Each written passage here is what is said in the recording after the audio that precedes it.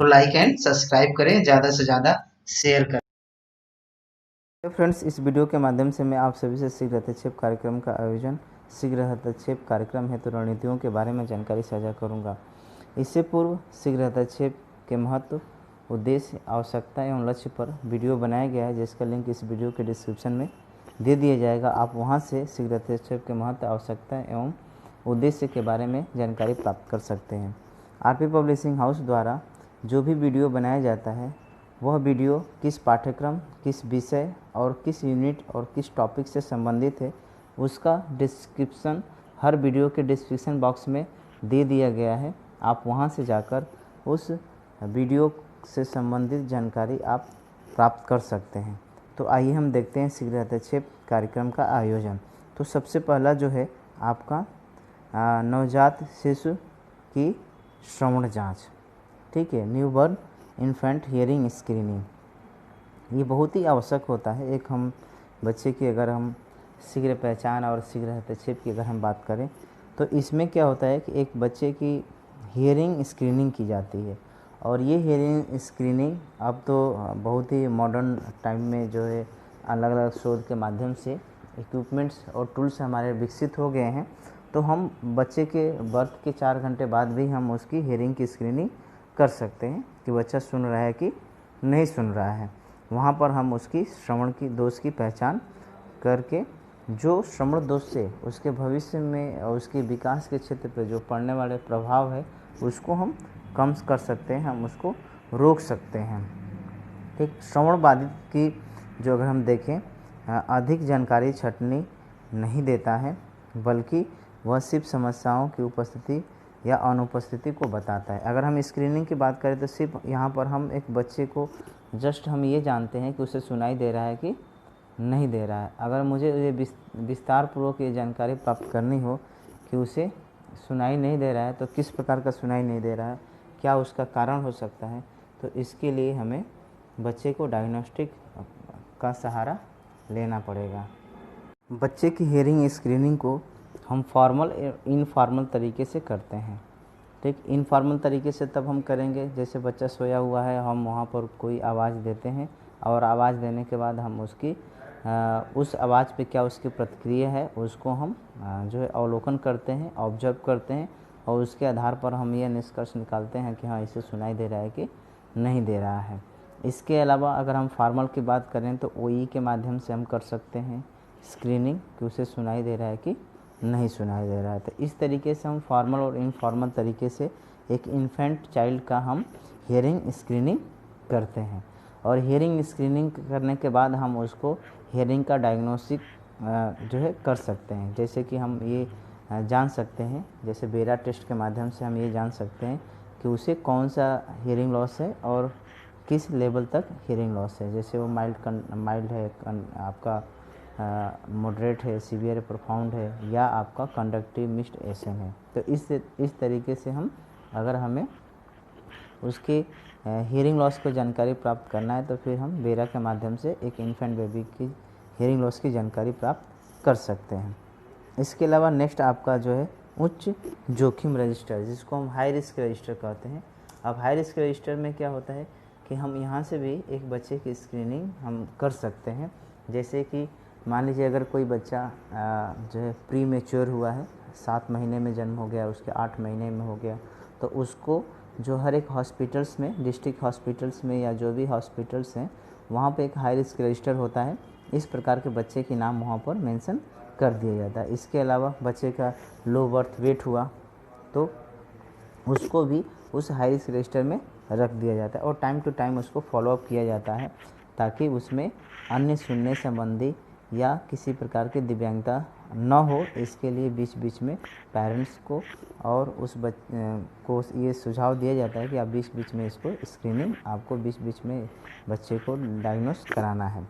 इसके अलावा और भी है, जैसे RH फैक्टर, रक्त संबंधी में अगर शादी हुआ है, अगर हम बच्चे का केस हिस्ट्री, पेरेंट्स का हम केस हिस्ट्री टेकिंग करते हैं, तो वहाँ पे अगर वो बताते हैं कि हमारा शादी रक्त संबंधी में हुआ है, तो हम इस चीज़ को भी वहाँ पर मेंशन कर सकते हैं। इसके अलावा बहुत सारे ऐसी डिजीज़ हैं, ऐसी बीमारियाँ हैं जो हमारे श्रवण दोष को जो है कारण बन सकता है, उसको भी हम हाई रिस्क रजिस्टर में मेंशन करते हैं।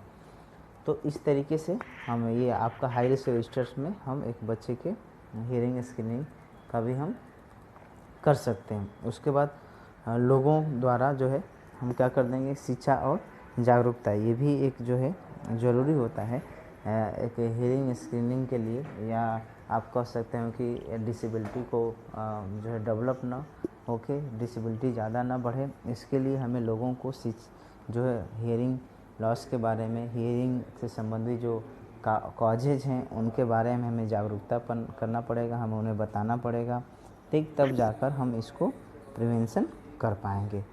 तो इसके लिए हमें क्या करना है कि हमें ये सब चीज़ बताना होगा कि हियरिंग लॉस किस तरीके से बढ़ता है और हियरिंग दोष के कौन कौन से कारण हो सकते हैं, और उसके प्रकार के बारे में भी हम उनको बताएंगे कि कौन कौन से ऐसे कारण हैं जिनकी वजह से ये सारी चीज़ें होता है। तो यहाँ पर शीघ्र पहचान एवं हस्तक्षेप के हमें अगर देखा जाए तो महत्व जो ये है कि हमें इसे समाज के बीच में जागरूकता फैलाना चाहिए, जागरूक करना चाहिए। जब हम समाज को जागरूक करेंगे, सोसाइटी को जागरूक करेंगे, तो हम एक श्रवण दोष की जो है शीघ्र पहचान और हस्तक्षेप को जो है हम रोक सकते हैं, हम शीघ्र पहचान कर सकते हैं और उनको हस्तक्षेप कर सकते हैं। इसके अलावा हाई रिस्क रजिस्टर के बारे में भी हमें सोसाइटी को बताना चाहिए कि हाई रिस्क रजिस्टर क्या होता है, और हाई रिस्क रजिस्टर हर हॉस्पिटल्स में उपलब्ध होता है।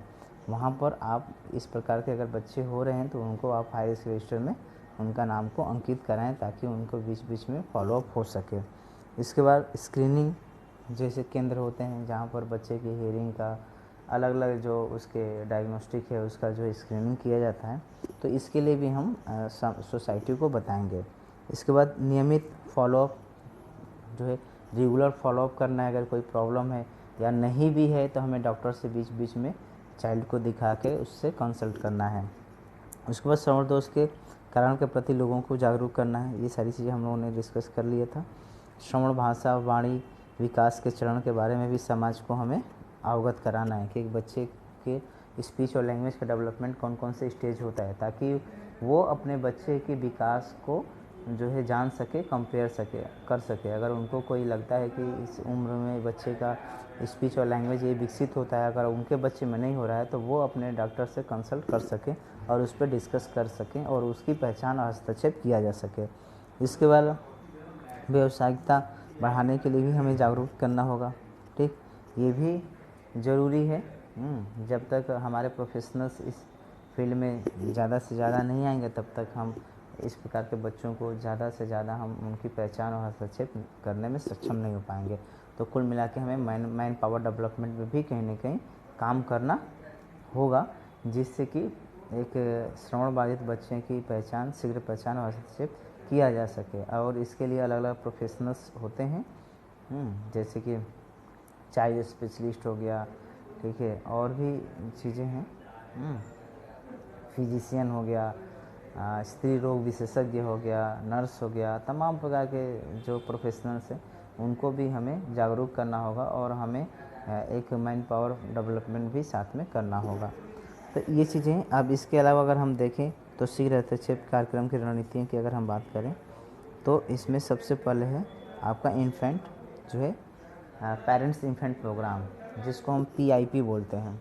ये बहुत ही ज़रूरी होता है। पेरेंट इन्फेंट प्रोग्राम में जो बच्चे की जो माताएं होती हैं उनको हम यहाँ पर जागरूक करते हैं कि बच्चे के साथ किस तरीके से देख रेख करना है और एक बच्चे की क्या नीड होती है और उस नीड को हम कैसे फुलफ़िल करेंगे। तो ये सारी चीज़ें जो है यहाँ पर पेरेंट इन्फेंट प्रोग्राम में पेरेंट्स के जो नवजात शिशु के जो अभिभावक हैं, माता पिता हैं, उनको जागरूक किया जाता है, उनको बताया जाता है, ठीक। तो ये जो है आपके पेरेंट इन्फेंट प्रोग्राम में किया जाता है। उसके बाद जो है ये जो पेरेंट इन्फेंट प्रोग्राम है ये हम अलग अलग तरीके से कर सकते हैं, ठीक। यहाँ पर ये भी है कि जो आपके केयर गिवर हैं उनको भी हमें ट्रेनिंग दिया जाता है, कुशल मतलब उसको स्किल बनाया जाता है ताकि वो इन्फेंट बेबी को अच्छे तरीके से वो देख रेख कर सके। इसके अलावा ये जो आपका पेरेंट इन्फेंट प्रोग्राम होता है होम बेस्ड होता है और सेंटर बेस्ड होता है। ये गृह आधारित भी होता है और केंद्र आधारित भी जो पेरेंट इम्प्रिंट प्रोग्राम हो सकता है। ठीक, उसके बाद अगर हम होम बेस्ड ट्रेनिंग की बात करें तो होम बेस्ड ट्रेनिंग भी है, जहाँ पर पेरेंट्स को एक इन्फेंट बेबी को कैसे देख रेख करना है और उसके क्या नीड्स को हम कैसे फुलफिल करेंगे, ये सारी समस्याओं के बारे में उनको अवगत कराया जाता है, बताया जाता है। ठीक, उनके लिए एक कार्यक्रम तैयार किया जाता है, वो कार्यक्रम के माध्यम से अपने बच्चे की देखरेख करते हैं। उसके बाद अभिभावक समूह जो है सभा भी होता है, ग्रुप आपका पेरेंट्स मीटिंग, यहाँ ये बहुत ज़रूरी होता है और सभी केंद्र के माध्यम से किया जाता है। तो इसलिए किया जाता है कि यहाँ पर हर बच्चे की हम देखें तो हर बच्चों में अलग अलग प्रकार की समस्याएं होती हैं और हर पेरेंट्स अपने बच्चे के साथ अलग अलग तरीके से वो वर्क किया होता है।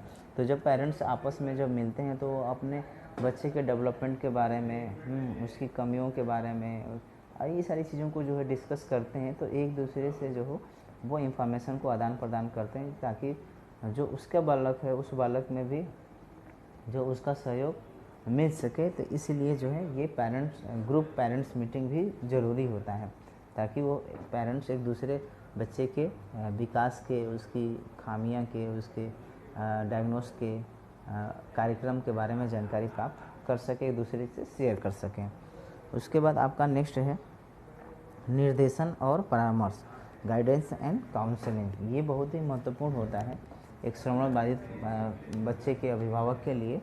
और क्योंकि जैसे कि हम लोग जानते हैं कि जैसे ही एक पेरेंट्स को ये बात मालूम चलता है कि श्रवण बाधित बालक है तो उससे वो पेरेंट्स कम्युनिकेट करना छोड़ देता है, और जैसे ही वो कम्युनिकेट करने लगता है या उसके मन में ये भाव आ जाता था कि बच्चा सुन ही नहीं रहा, तो वो उससे वार्तालाप करना, बोल चाल करना, उसको लैंग्वेज एक्सपोजर देना, वर्बल एक्सपोजर देना वो कम कर देता है, जिससे कि ये एक बालक के भाषा और वाणी विकास पर बहुत ही गंभीर प्रभाव पड़ता है। तो जब हम उसको गाइडेंस एंड काउंसलिंग देंगे तो हम उसको ये सारी चीज़ के मन में जो उसके हैं ये सारी चीज़ों से जब हम अवगत करेंगे तो वो अपने बच्चे के साथ बहुत ही स्मूथली और लैंग्वेज एक्सपोजर देगा, जिससे कि उसके भाषा और वाणी विकास जो अवरोध ना हो और वो उसका सही रूप में भाषा और वाणी का विकास हो। तो इस तरीके से हम लोगों ने इस वीडियो के माध्यम से जो है एक शीघ्र हस्तक्षेप के कार्यक्रम को हम लोगों ने देखा, शीघ्र हस्तक्षेप की जो रणनीतियाँ हैं उसके बारे में हम लोगों ने देखा, और मैं आशा करता हूँ कि मेरे द्वारा बनाया गया वीडियो आप सभी को अच्छा लगा होगा। तो प्लीज़ इस वीडियो को अपने दोस्त मित्रों के साथ शेयर करें, जिससे कि वो भी आपके शीघ्र हस्तक्षेप के जो कार्यक्रम हैं, जो प्रोग्राम हैं, उनके बारे में जान सकें, उनकी रणनीतियों के बारे में जान सकें। धन्यवाद।